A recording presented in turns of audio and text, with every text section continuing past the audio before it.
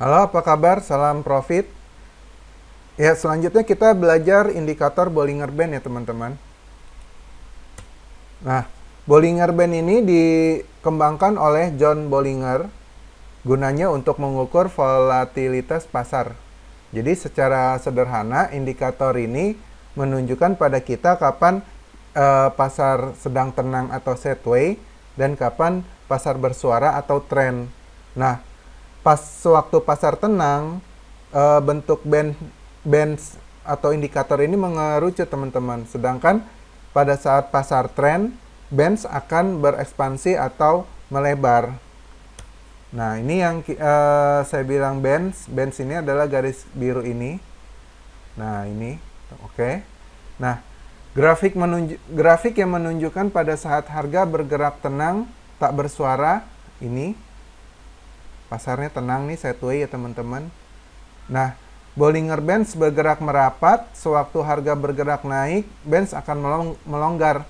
Jadi ketika pasar tenang, teman-teman, oke, dan dia mengerucut, lalu di sini dia melebar. Nah, melebar ini menandakan bahwa kegiatan mata uang tersebut sedang melakukan tren gitu, teman-teman.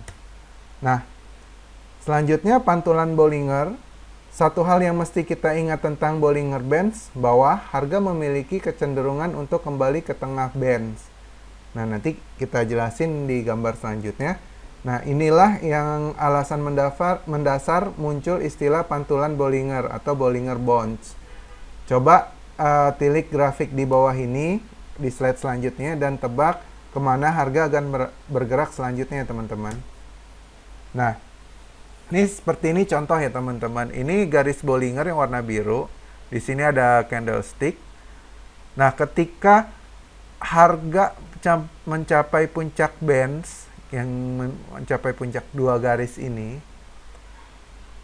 kemana harga akan selanjutnya bergerak gitu. Jadi ketika harga ada di sini, kemana dia? Apakah dia akan naik ke atas, atau dia akan turun ke bawah, atau ke bawah lagi, atau dia mengejar titik terendah sebelumnya.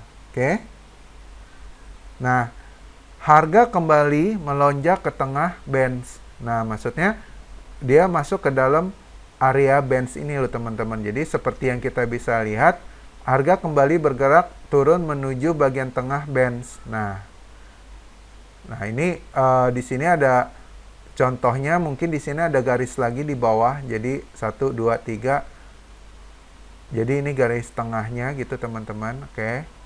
Nah, penyebab mengapa lonjakan ini terjadi adalah karena Bollinger Band bergerak seperti lever support resisten yang dinamis. Jadi seperti ini, dia bergerak berhenti di sini, lalu dia turun dan berhenti di sini, dan dia naik lagi. Nah, di sini seperti resisten ya, teman-teman, karena di sini juga sudah ada penolakan untuk bergerak ke atas lagi, lalu ada penurunan, dan sedangkan di sini turun lagi. Di sini support gitu loh. Jadi supportnya dinamis gitu. Jadi tidak baku, tidak statis itu, teman-teman. Nah, ketika dia bergerak lagi, di sini seharusnya dia melewati support resisten, tetapi di sini ada bands yang paling atas sebagai resisten gitu. Jadi dinamis dia mengikuti, teman-teman. Oke. Nah, bagaimana cara menggunakan Bollinger Bands ketika pasar bergerak? Terus, tekanan Bollinger, istilah tekanan Bollinger Band atau Bollinger Squeeze cukup menjelaskan apa maksud hal ini. Nah, jadi pada saat bands tertekan, biasanya mengisyaratkan breakout yang akan segera terjadi. Nah, jika candle mulai tembus di atas puncak salah satu bands, maksudnya puncak atas atau yang paling bawah ya, teman-teman, maka pergerakan akan cenderung berlanjut ke atas. Nah, jika candle mulai menembus di bagian bawah, bagian terendah band, hal ini akan menandakan harga akan terus bergerak ke bawah. Nah, jadi kita bisa lanjut seperti ini ya, teman-teman. Kan dua bands ini di tengah-tengahnya candlestick. Setelah di sini dia tidak mampu melepasi atau break untuk bands yang paling puncak, dia akan turun lagi, lalu dia naik ke atas. Nah, ini ada indikasi bahwa candlestick ini close-nya di atas bands gitu, dan di atas juga candlestick. Jadi ada dua konfirmasi di atas resisten ya. Jadi perhatikan grafik di atas, kita bisa melihat bagaimana bands tertekan. Maksudnya tertekan dari lebar dan menuju mengerucut nih teman-teman. Nah, harga baru saja mulai menembus di atas band tertinggi. Nah, berdasarkan informasi selanjutnya ini, tebak kemana harga akan bergerak selanjutnya. Kita mempunyai dasar ya teman-teman, ketika dari artikel sebelumnya, jika candle menembus di atas puncak salah satu bands, maka pergerakan akan cenderung berlanjut ke atas. Nah, ini dari analisa sebelum dan teori sebelumnya, maka kita bisa menyatakan bahwa price ini akan kembali naik ke atas gitu teman-teman. Nah, seperti ini kan. Nah, seperti ini. Dan price naik ke atas. Oke. Nah, strategi ini didesain agar kita mampu menangkap pergerakan harga sedini mungkin. Memang kejadian ini tidak terjadi setiap hari, tetapi kita bisa menemukannya beberapa kali dalam seminggu. Nah, jika kita memasang time frame 15 menit pada grafik, ini akan banyak sekali konfirmasi seperti itu teman-teman. Nah, ada beberapa hal yang bisa kita manfaatkan dari Bollinger Bands, tetapi ini adalah strategi paling umum yang sering digunakan oleh trader forex. Nah,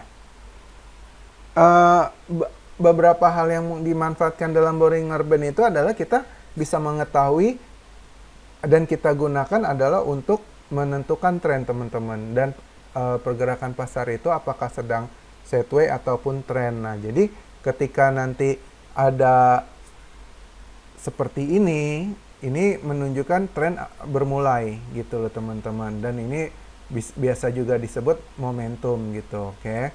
Nah, selanjutnya kita akan praktek dan cara input indikator setelah beberapa setting-setting, mungkin info setting untuk indikator ini.